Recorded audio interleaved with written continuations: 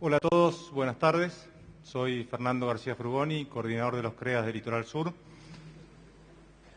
¿Cómo responder a situaciones que se nos presentan día a día en nuestras empresas? ¿Cómo se construye una cultura de trabajo para lograr resultados extraordinarios? Para responder estas y otras preguntas, tenemos con nosotros a uno de los 100 jóvenes líderes del Foro Económico Mundial, que además es columnista de Telefe Noticias y Radio Metro. Démosle la bienvenida a Andy Freire.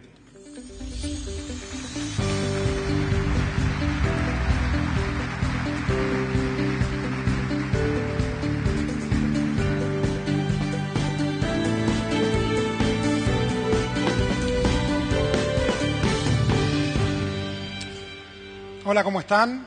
¿Bien? ¿Cansados? ¿Queda energía ahí todavía?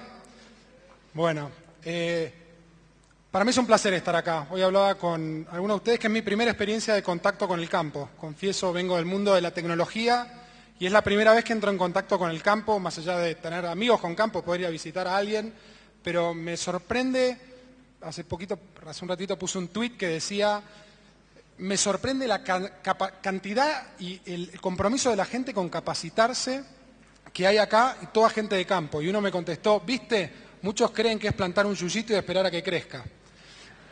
Decía alguien que me contestó.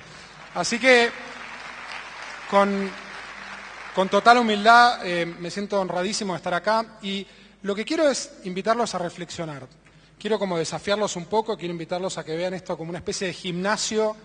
Y en los gimnasios están las máquinas ahí puestas, pero el que tiene que hacer el ejercicio es uno, digamos. Si uno va al gimnasio a ver cómo otros hacen ejercicios, sale del gimnasio con la misma fuerza y los músculos como antes. Entonces la idea es invitarlos un poco a que ustedes vayan reflexionando. Va a ser una invitación bastante individual la que voy a hacer. Yo de chico soñaba con que para lograr ser feliz, el secreto mágico era ganar mucha guita muy rápido. Esa era mi ilusión. Venía de una familia de clase media, madre profesora de inglés, padre médico, especialista en amputados, cada uno tiene sus gustos, pero yo los veía a ellos como típica familia de clase media. Y yo decía, bueno, pero para ser feliz lo que tengo que hacer es ganar mucha guita muy rápido. Y entonces, como me programé así como una máquina humana, como lo que vieron recién, diciendo, ¿qué tengo que hacer? Bueno, tengo que estudiar en los mejores lugares, tengo que formarme. Entonces estudié economía, después estudié en Harvard, me formé en todo lo que me tenía que formar, y después dije, bueno, llegó mi momento, y a los 24 años me lancé a emprender con esta idea de voy a armar una empresa muy grande, venderla, y después tomo margaritas tirado en una hamaca paraguaya y disfruto de la vida. Y así fue como empecé.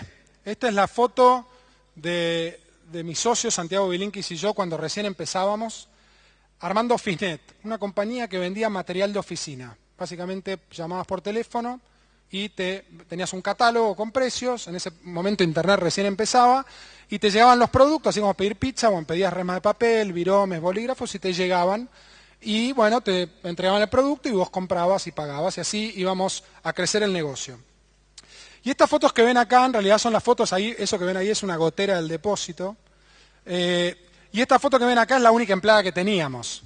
O sea, esa posición medio canchera diciendo, acá están mis empleados, sale solo uno en la foto porque hay muchos otros atrás. Bueno, era ella, ¿no? No era un muñeco, pero era ella, había una por lo menos. Ahora, lo interesante para mí de esta historia, y lo que les quiero compartir, no es tanto la experiencia de haber creado una compañía. La verdad que la compañía creció mucho, crecimos a casi 1.000 empleados, $100 millones de facturación entre Argentina y Brasil. Y no lo cuento porque quiero decirles, miren qué bien la compañía, cómo creció, sino porque, paradójicamente, un día vino la compañía número 1 del mundo y nos compró la compañía. Y mi gran sorpresa fue que al día siguiente era el mismo Gilún que el día anterior, que por ahí económicamente había resuelto algunas dimensiones de su vida, pero que descubrió principalmente esa metáfora de la máquina humana que estaba recién, que es que había estado durante 7 años programado mentalmente. ¿Se acuerdan la película Forrest Gump? Que decía, corre, Forrest, corre. Bueno, ese era yo. Era corriendo, tengo que hacerla bien grande porque sí, porque entonces así, después la vendo. Y lo que me di cuenta es que esa ilusión no existía. Que al día siguiente era el mismo tipo que el día anterior y que se había pasado 7 años tratando de llegar a un lugar que en realidad no era tal. Y les confieso que entré en una no diría una crisis, pero un replanteo personal muy profundo de, bueno, ¿qué es lo que uno quiere hacer con su vida? ¿Cómo uno vive sus valores en las cosas que uno hace? Y lo que descubrí fue que en realidad el secreto de lograr resultados excepcionales y todo pasa en un sentido por lograr cosas. Está bueno que uno se ponga objetivos, yo lo llamo el ello, que es como la tarea, uno quiere lograr beneficios, crecimiento, valor económico, está bueno que sea así. Pero lo que me di cuenta también es que había otras dimensiones que tienen que ver con, por ejemplo, con quién te asocias para hacer lo que haces, quiénes son tus compañeros de ruta, qué cultura de trabajo querés generar en tu organización, cómo generás confianza, solidaridad, colaboración y sobre todo una última dimensión que tiene que ver con uno mismo, con cómo te conectás con un propósito que te caliente el corazón. Yo digo, ¿qué hace tu corazón cantar? Es medio poético, pero es así, es ¿qué hace tu corazón cantar? Que es ¿qué te moviliza a vos adentro a hacer lo que haces? No tanto qué haces, sino qué te moviliza a hacer lo que haces. Y uno de mis descubrimientos fue, con toda esta experiencia de OfficeNet, fue que en realidad no era tan importante qué hacía, sino que en el fondo lo importante para mí era qué me movilizaba a hacer lo que yo hacía. Entonces, en el fondo, cómo yo buscaba entusiasmo, significado en las cosas que quería hacer.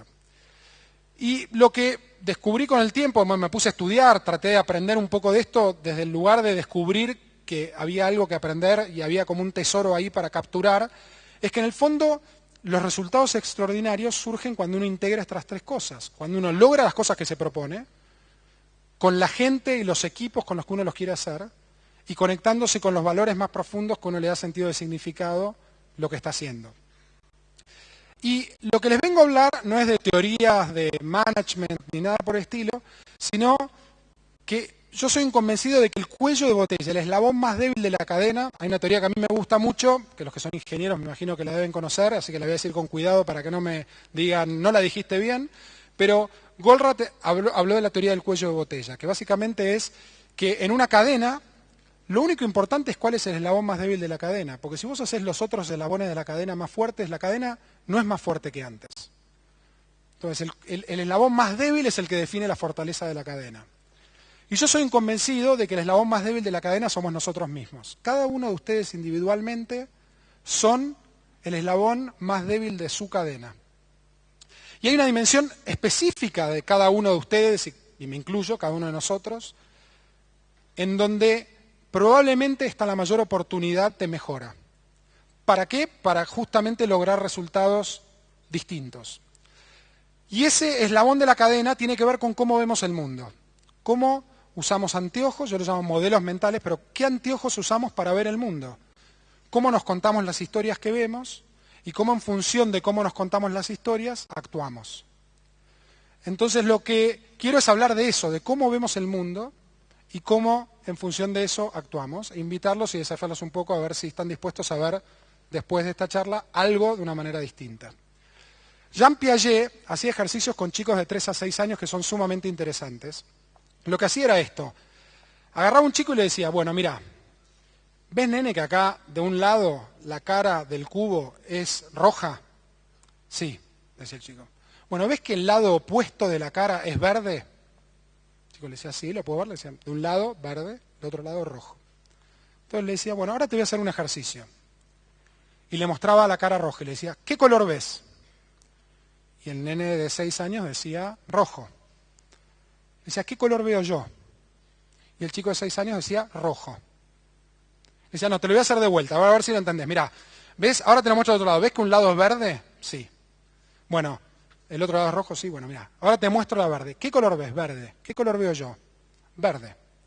Un chico de 6 años no tiene la capacidad cognitiva de entender que la manera en que otros ven el mundo es distinta a la manera en que uno ve el mundo. Creen que la gente básicamente ve el mundo igual que como ellos lo ven. Y yo me apasionan mucho estos temas y trabajo mucho en casa, es un laboratorio viviente con mis 4 hijos y mi mujer, y siempre, bueno, con mi mujer tenemos diálogos y ella siempre me dice, literalmente me dice, no sé si tenés 41 años o hace 35 años que cumplís 6. Me dice, ¿no? Cuando no nos ponemos de acuerdo. Pero bueno, pero básicamente la invitación es, uno ve el mundo de una cierta manera y actúa y toma decisiones en función de eso. Y lo que voy a hacer es plantearles algunos dilemas, que los planteo como dilemas porque si bien nosotros no somos siempre de una manera o de la otra, nuestros anteojos muchas veces no nos permiten ver con claridad. La primera es pensar en términos de un mundo de escasez o un mundo de abundancia. Se hizo un ejercicio en Harvard muy interesante que yo participé, que era una negociación. Los típicos cursos de negociación, vieron, deben haber hecho muchos de ustedes, pero lo interesante era, se compraba un pedazo de tierra. Estaban los compradores, digamos, todos ustedes compradores, todos ustedes vendedores, y los vendedores habían comprado la tierra a 50 y la tenían que vender. Y tenían que definir qué estrategia iban a hacer para venderla. Y los compradores, que creían que esa tierra valía más o menos 1.500, se había aumentado de 50 a 1.500, tenían que decidir comprarla y tenían que decidir a qué precio la compraban. Y después se juntaban en grupos de 2 a negociar. Y tenían que reportar a qué precio la habían comprado, a qué precio la habían vendido o si no había habido acuerdo. Lo interesante no era el resultado de la negociación, sino la manera en que cada uno entraba a esa negociación. ¿Qué es lo que se hacía? ¿Qué es lo que hacían estos profesores? Se sentaban y te decían, ¿querés ponerte un objetivo antes de entrar a la negociación, sí o no? Algunos decían, no, voy a ir, no tengo ningún objetivo, voy a ver qué onda, entro ahí a la negociación y vemos qué pasa. Y otros decían, sí, me quiero poner un objetivo. Bueno, llená el formulario y decí qué objetivo te pones antes de entrar. Los que se ponían objetivos lograban resultados 50% mejores, en el caso de los compradores comprando más barato, en el caso de los vendedores vendiendo más caro, que aquellos que no se ponían objetivos. Pero lo más interesante era que los que se ponían objetivos y pensaban en grande, lograban resultados mejores. O sea, el que pensaba que iba a comprar a 1.000, compraba a 1.900, 1.050. Y el que pensaba que iba a vender a 100, vendía a 90, 110. Ahora, los que pensaban que podían vender a 1.000, la vendían a 1.000. Y los que pensaban que le iban a comprar a 100, la compraban a 100. Y no quiero hacer de esto una teoría de la negociación y si está bien vender con un margen del plutimil% o no, digamos, algunos están, qué usurero que la vendió, la compró a 50, la vendió a 1.000, sino lo que quiero ilustrar es cómo la manera en que pensamos define el resultado que logramos. Y cómo la manera en que nos limitamos y pensamos a veces en un mundo de escasez impacta nuestra capacidad de generar un resultado distinto. Yo siempre hago un ejercicio que a mí me gusta mucho, que es, me junto con emprendedores. A mí me apasiona ayudar a emprendedores. De hecho, presido una fundación que se llama Endeavor, que ayuda a los emprendedores a emprender mejor. Y cuando viene alguien y viene y me dice, no, porque yo quiero crecer, le digo, ¿cuántos vendedores tenés? Y me dice, 3. Y le digo, ¿qué pasaría si tuvieras 30? No, imposible, me dice, imposible. Digo, ¿por qué imposible? No, bueno, no tengo el capital, no tengo esto, no tengo lo otro, no, en este contexto, mira si voy a salir a contratar empleados, el riesgo laboral. Digo, ¿pero una vez te sentaste a pensarlo? No, nunca. Y cuando pensaste en tener más vendedores, ¿qué pensaste? Y pensé pasar de 3 a 4. Entonces, pensar en un mundo de abundancia es pensar por un factor de 10. De la manera en que ustedes piensan, pregúntense qué pasaría si fuera 10 veces más grande, si tuviera 10 veces más vendedores, 10 veces más superficie. No digo que eso lo va a convertir en realidad, pero lo que les puedo asegurar es que si no piensan en esos términos, eso nunca va a ser realidad. Yo tengo una anécdota personal. Cuando empezamos OfficeNet, esta compañía, el que más facturaba en la industria de material de oficina facturaba entre 5 y 10 millones. Me acuerdo estaba Freiberg acá, creo, en Córdoba, no sé si sigue estando o no, me imagino que sí, que facturaba más o menos eso. Y nosotros fuimos a los proveedores muy cancheros, decir, nosotros vamos a facturar 100 millones de dólares, le decíamos a todos, unos casi jóvenes medio irreverentes, vamos a facturar 100 millones de dólares. Y nos decían, no entendés, la gente que factura 5 o 10, o sea, eso es ser grande. No, pero vamos a redefinir la industria, se puede facturar mucho más de lo que pensábamos. Y entonces, re cancheros, armamos la compañía y todo, hasta que un día conocí a alguien que había empezado la compañía casi al mismo tiempo que nosotros en Boston. Y me acuerdo que lo voy a ver, muy canchero, decirle, bueno, nosotros facturamos 100 millones de dólares, bueno, vamos a facturar 100 millones de dólares. Me dice, ok. Entonces le digo, ¿y ustedes cuánto facturan? 10.000 millones, me dice. ¿Cómo? 10.000 millones. Y yo salí de ahí diciendo, qué pichi que soy, por Dios, cómo pienso en chiquitito. Y creo que todas son ciertas, es toda una cuestión de grados. Es cómo uno se define un horizonte y en función de eso cómo empieza a construirlo. Así que ese es el primer dilema que yo les quería plantear. El segundo tiene que ver con algo que yo llamo inocente o poderoso.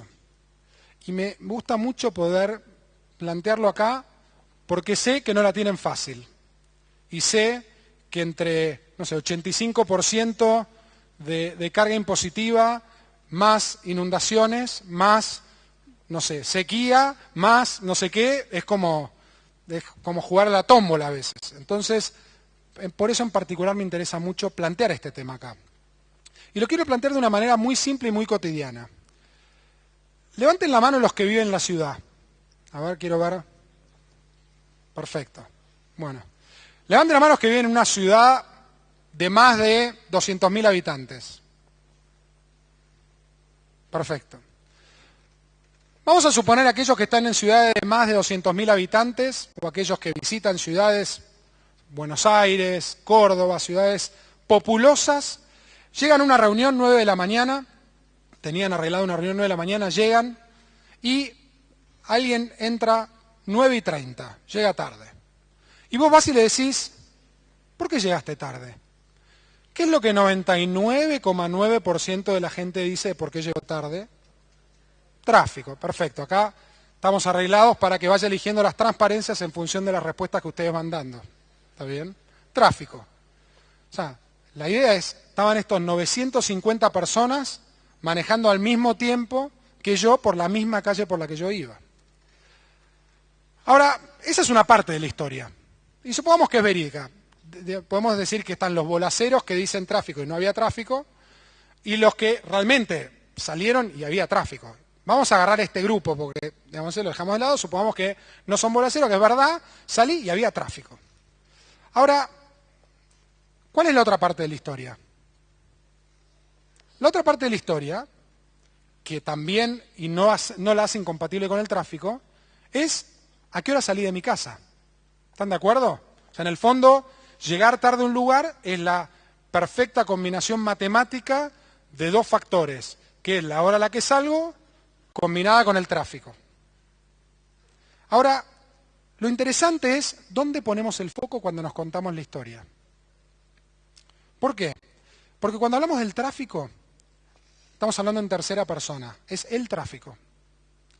Cuando decimos no salí suficientemente temprano de casa, estamos hablando de uno mismo. Estoy hablando de mí. Entonces, la pregunta es, ¿qué es lo que te genera hablar en tercera persona versus en primera persona? Y mi hipótesis es que cuando uno habla en tercera persona uno es inocente. Pero el costo de la inocencia es la impotencia.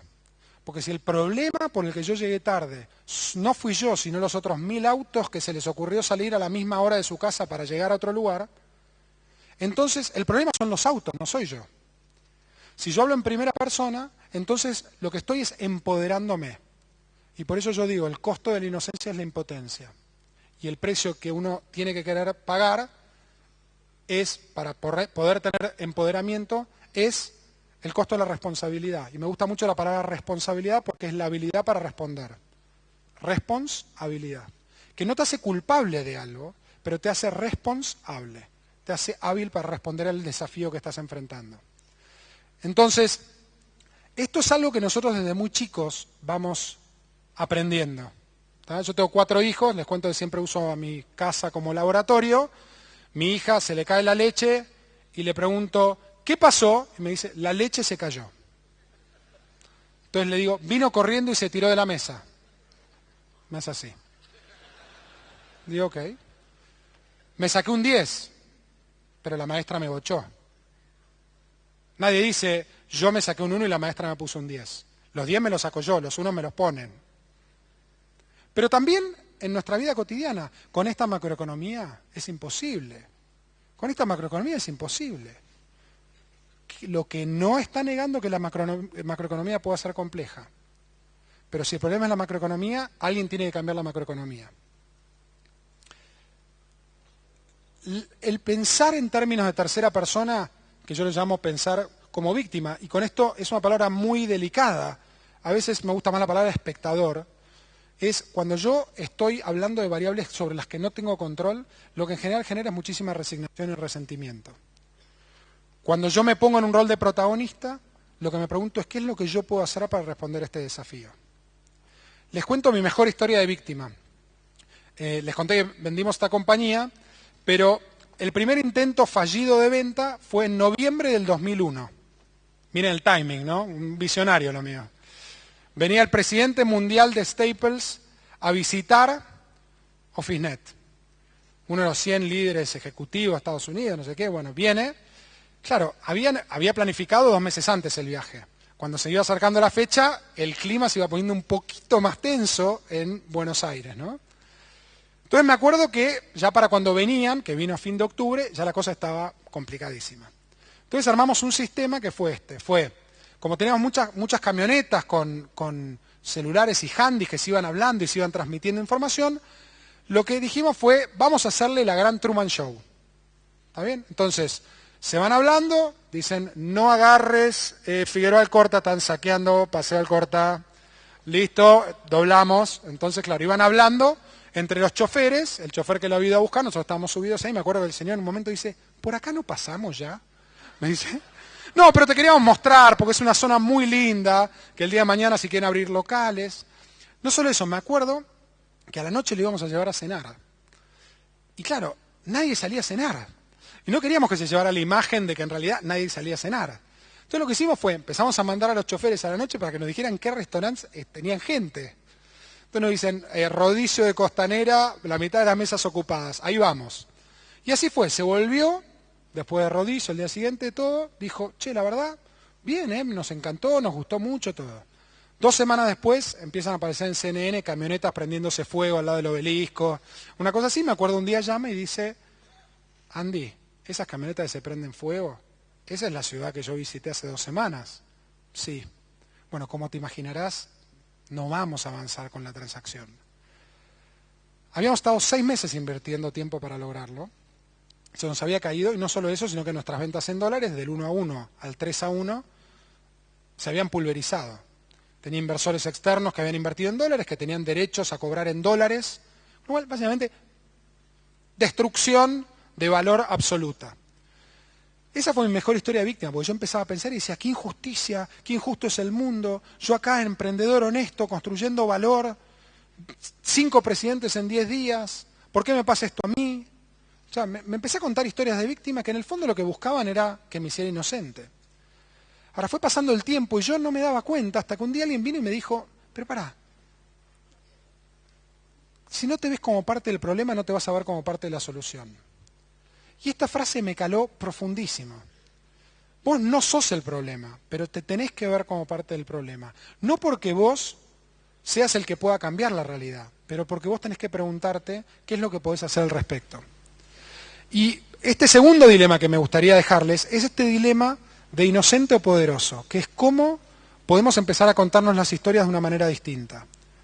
Y yo sé que Argentina a veces te escribe unos guiones de víctimas fabulosos, o sea, nos ganamos el Oscar, digamos. La verdad es que muchas veces la dificultad de emprender en la Argentina es enorme y el contexto es sumamente desafiante, pero así y todo la pregunta es cómo te contás la historia. Y cómo decidís contártela es parte de cómo podés generar un resultado distinto. Siempre hablo con mi mujer y cuando viene y se queja, le digo, ella me dice a mí lo de Piaget, del ejercicio del cubo, y yo siempre le digo, si no te ves como parte del problema, no te vas a ver como parte de la solución. Siempre le digo. Y ella me dice, no me vengas con las charlitas a casa. ¿Está bien? El tercero, yo lo llamo héroes versus equipos. Yo sé que muchos de ustedes son grandes héroes. Viven en el campo, trabajan la tierra, producen, forjan una Argentina pujante y son el corazón de lo que es la economía argentina. Yo tuve la suerte de conocer muchos líderes de muchas compañías, sobre todo de tecnología, así Michael Dell, Bill Gates, ese perfil de personajes. Y lo más interesante fue ver que detrás de esos grandes héroes individuales había equipos impresionantes. Pero más allá de equipos impresionantes, lo que había era una manera de pensar como equipos impresionantes.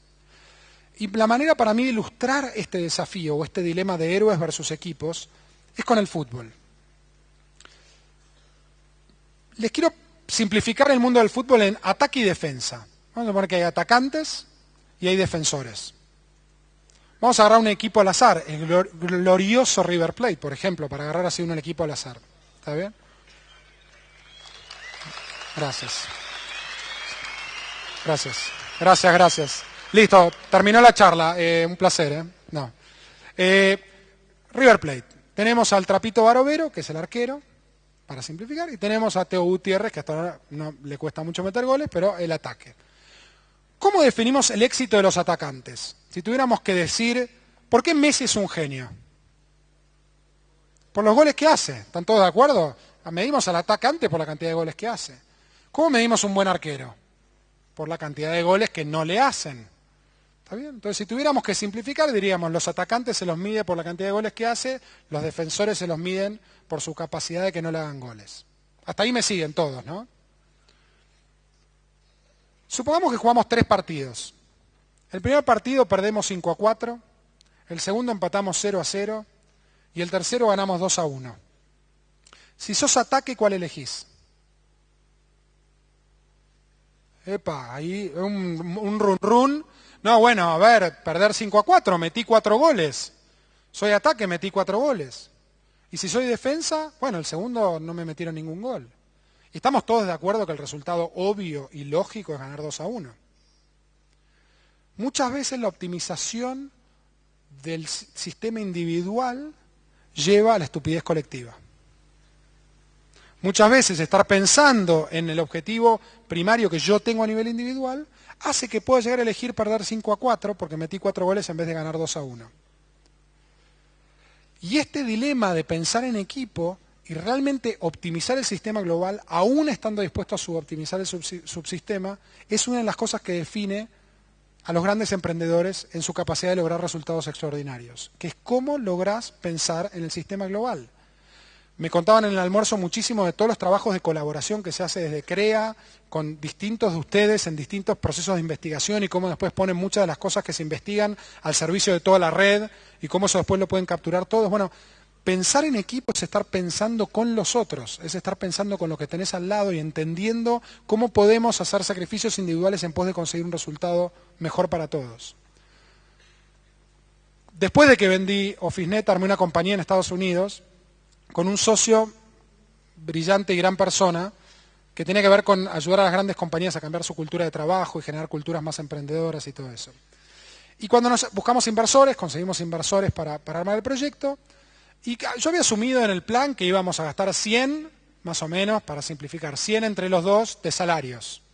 Nunca nos sentamos a ver cómo repartíamos esos 100, era bueno, 100 para los dos, digamos. Cuando llega el día de que cerramos la ronda de capital, voy y le digo, bueno, listo, tenemos que darnos de alta para el pago de salarios, 50 y 50. Y él me dice, no, tengo un problema. Le digo, ¿cuál es el problema? Me dice, tengo una ex esposa a la que le tengo que pasar alimentos, digamos, dinero para alimentos todos los meses. Le digo, ¿y entonces? Y me dice, bueno, lo que yo te propongo es que de esos 100, 20 van para darle a mi esposa, que es exactamente lo que le tengo que dar, y de los 80 que quedan, 40 y 40. Yo me reí igual, les digo, yo me reí igual. Le digo, ¿vos me estás cargando? Le digo, ¿qué culpa tengo yo de no tener una ex esposa? Le digo, ¿qué culpa tengo? Estuvimos a esto de no hacer el negocio juntos, lo cual hubiera sido para mí un error personal a nivel espiritual, crecimiento, digamos, de aprendizaje increíble. Y reconozco que yo ya estaba para irme, y él me dijo, pará, te propongo que pensemos juntos. O sea, si vos solo estás pensando en si te llevas o no esos 50, pensemos juntos. Y me dijo, te propongo lo siguiente, si el negocio le va bien, el primero que sube de 40 a 60 sos vos. Si el negocio le va mal, el primero que baja de 40 a 20 soy yo. Si tenemos un bonus o un dividendo a fin de año, primero lo cobrás vos hasta que completes los 60. Y le dije, ok, bajo esas condiciones lo hacemos. Y para mí fue el mejor ejemplo, el mayor aprendizaje de cómo hay que pensar en equipo optimizando el sistema global, aún estando dispuesto a suboptimizar el subsistema. Y la atención básicamente es si ves la parte o ves el todo cuando tomas decisiones. Si ustedes se ven más allá de su propio espacio y se ven como una unidad o no y cómo toman decisiones en función de eso. El cuarto tiene que ver con ideas versus implementaciones.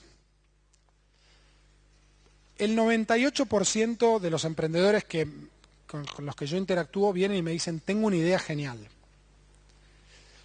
Y le digo, ok, contame por qué la vas a hacer mejor que los demás. Ni me cuentes la idea, contame por qué la vas a hacer mejor que los demás. No sé, tengo la idea, me dicen. Digo, pero una idea no vale nada. Lo que valen son las implementaciones. Y les cuento una anécdota personal. Cuando yo recién empecé a emprender, yo tenía, digamos, como esta ilusión de emprender. Y tenía este sueño con Santiago, con quien fundamos OfficeNet, de que alguien, cuando termináramos la carrera, alguien viniera y nos pagara para sentarnos a pensar ideas geniales. Y dijimos, si alguien viene y me garpa por pensar, se me va a ocurrir una idea buenísima, la voy a implementar y le va a ir bárbaro el que me dio la plata. Bueno, no encontramos a nadie, obviamente. Entonces me fui a trabajar a una empresa multinacional, pero tuvimos la suerte de que a los dos nos pusieron en la misma oficina y teníamos llave. Entonces cumplíamos nuestro trabajo, a las 6 de la tarde trabábamos y nos poníamos a pensar ideas para ver cómo podíamos emprender, que fue lo que terminó derivando en OfficeNet. La idea que se nos ocurrió, que a mí me parecía una idea fantástica, era llevar camellos a un balneario. ¿Está bien? Esa era mi idea. Yo tenía la imagen de las modelos andando arriba de los camellos, yo pudiendo alguna vez tal vez andar en camello con las modelos arriba del camello. ¿Está bien? Alquilamos los camellos y hasta se me había ocurrido una idea que era bastante creativa, que era que algunos padres que tuvieran mucho dinero y que quisieran que sus hijos reciban en el Día de Reyes los regalos por parte de Melchor, Gaspar y Baltasar y pagaran $10.000, podían tener a los auténticos Reyes Magos entregándoles los productos a la mañana, que estaba buenísimo, porque a la mañana nadie iba a alquilar camellos, entonces podíamos aprovechar también eso. Pero no solo eso, aquel que no quería pagar los $10.000 podía pagar 9.000 y recibirlo el 7 de enero o el 5 de enero y decirle a su hijo, mira, acá el Día de Reyes es el 7 de enero, vienen de muy lejos, todo un poco más de tiempo. Y había llegado hasta la idea de que podía irme hasta el 25 de febrero y cobrar $100, por $100 llegaban con el camello cansado, te entregaban los camellos, todo. No, que arrancaron en Egipto, ¿viste? Se tomaron todo, tardaron un montón. Entonces fui a un inversor y le dije, se me ocurrió una idea, camellos, ya está, se la conté. Y obviamente su primera pregunta fue, ¿y qué haces con los camellos en abril? Le digo, bueno, los camellos, no sé, zoológico. Me dice, ¿qué haces vos en abril? Bueno, no sé, me estaré recuperando de andar con las modelos en el camello, no sé, después veo. Me dijo, deja de pensar ideas brillantes y ponete a pensar viejas ideas y cómo las implementás mejor que los demás. Y eso a mí me caló muy profundo. Y eso fue lo que a mí me hizo generar OfficeNet, que OfficeNet no tenía nada de mágico, era entregar rema de papel y viromes, era una librería a domicilio. Y creo que ese es uno de los mensajes que también es muy importante, que a veces como emprendedores nos olvidamos y nos quedamos atrapados por la idea, nos quedamos atrapados por esta ilusión de algo genial que vamos a hacer y nos olvidamos que el secreto está en la ejecución, que el secreto está en cómo lo voy a hacer mejor que los demás, cómo voy a llevar adelante esto. Y muchas veces confundimos entender algo con que entonces lo puedo hacer. No, lo sabés y lo sabés hacer. Solo cuando lo haces realmente lo sabés. Entonces, este dilema de implementaciones versus ideas es otro dilema que les quiero traer para que reflexionen, que es en qué lugares ustedes están capturados por esa búsqueda de una idea genial o de una idea creativa, en vez de estar enfocados en cómo hacemos las viejas ideas bien implementadas. El último dilema que les quiero plantear, yo lo llamo aprendiz versus sabelotodo, y para mí es como el más profundo y el que tiene que ver con todo lo otro. Yo defino un aprendiz como alguien que, si nosotros en la vida tenemos una zona de confort, que es esto, que es las cosas que nos salen naturalmente, las que sabemos hacer, no tenemos que pensarlas mucho, las hacemos, nos salen, no sé, para alguna mujer debe ser cocinar, para un hombre debe ser un asado, para alguien andar en bicicleta, esas son las cosas cotidianas. Y en el otro extremo tenemos la zona de pánico, que es, no sé, ¿qué querés que pase el último día de tu vida? No tengo ganas de hablar de eso, estamos acá en el CRE, hablemos de otra cosa, digamos, ¿está bien? Esa es la zona de pánico. En el medio está la zona de tensión, de stretch, donde aprendemos cosas que no sabemos. Estamos fuera de nuestra zona de confort, pero no estamos en nuestra zona de pánico. Los aprendices son los que tienen la capacidad de tener una zona de tensión enorme. Y los sabelotodos tienen una zona de tensión muy chiquitita y salen de su zona de confort y entran en su zona de pánico. Los aprendices tienen una enorme capacidad de declararse ignorantes. No tienen ningún problema en declararse ignorantes. Dicen, yo reconozco que esto no lo sé hacer. Y no tengo ningún problema en hacerlo, porque ese es el paso inicial para poder aprenderlo. La diferencia entre ceguera e ignorancia es que cuando sos ciego no sabés lo que no sabés. Cuando sos ignorante, sabés que no sabés lo que no sabés.